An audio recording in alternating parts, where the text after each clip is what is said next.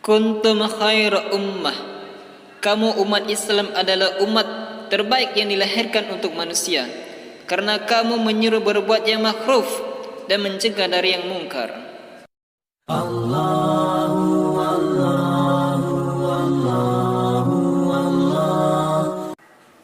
A'udzu billahi minasyaitonir rajim. Bismillahirrahmanirrahim. Shad. Demi Al-Qur'an yang mempunyai keagungan.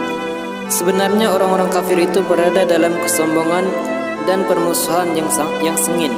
Betapa banyak umat sebelum mereka yang telah kami binasakan, lalu mereka meminta tolong, padahal waktu itu bukanlah saat untuk lari melepaskan diri.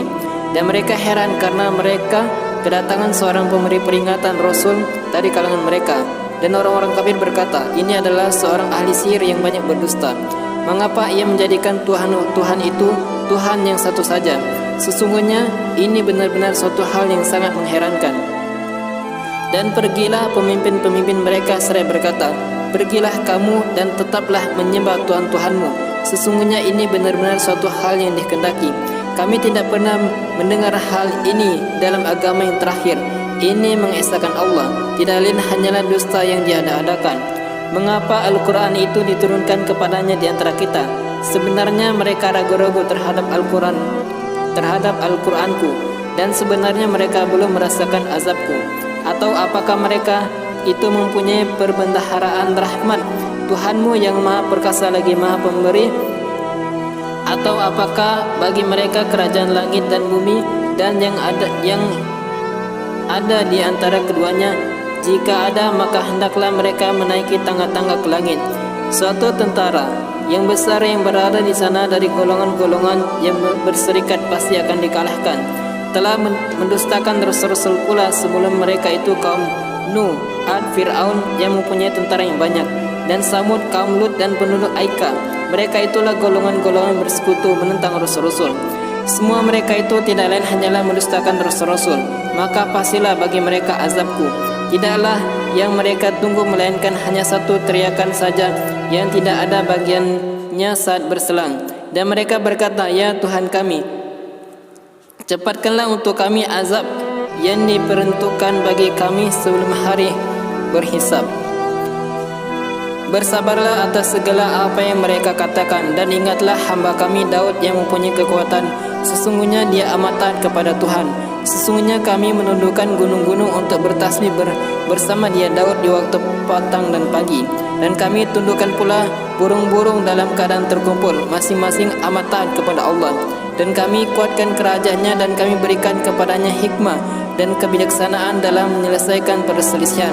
Dan adakah sampai kepadamu berita orang-orang yang berperkara ketika mereka memanjat tembok tempat ibadah? Ketika mereka masuk menemui Daud, lalu ia terkejut karena kedatangan mereka.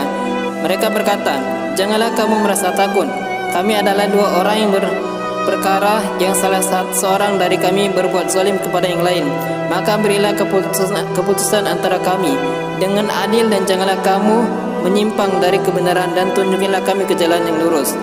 Sesungguhnya saudaraku ini mempunyai 99 ekor kambing betina, dan aku mempunyai seekor saja. Maka dia berkata, serahkanlah kambingmu itu kepadaku. Dan dia mengalahkan aku dalam perdebatan. Daud berkata, sesungguhnya dia telah berbuat zalim kepadamu dengan meminta kambingmu itu untuk ditambahkan kepada kambingnya. Dan sesungguhnya kebanyakan dari orang-orang yang berserikat itu, sebagian mereka berbuat zalim kepada sebagian yang lain, kecuali orang-orang yang beriman dan mengerjakan amal yang soleh. Dan amat sedikitlah mereka ini.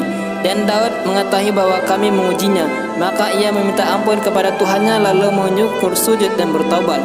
Maka kami ampuni bagiannya kesalahannya itu. Dan sesungguhnya dia mempunyai kedudukan dekat pada sisi kami dan tempat kembali yang baik.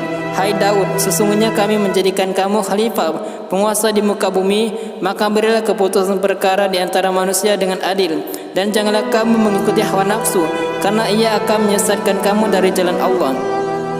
Sesungguhnya orang-orang yang sesat dari jalan Allah akan mendapat azab yang berat, karena mereka melupakan hari perhitungan. Dan kami tidak menciptakan langit dan bumi dan apa yang ada antara keduanya tanpa hikmah. Yang demikian itu adalah anggapan orang-orang kafir. maka celakalah orang-orang kafir itu karena mereka akan masuk neraka. Patutkah kami menganggap orang-orang yang beriman dan mengerjakan amal yang soleh sama dengan orang-orang yang berbuat kerusakan di muka bumi?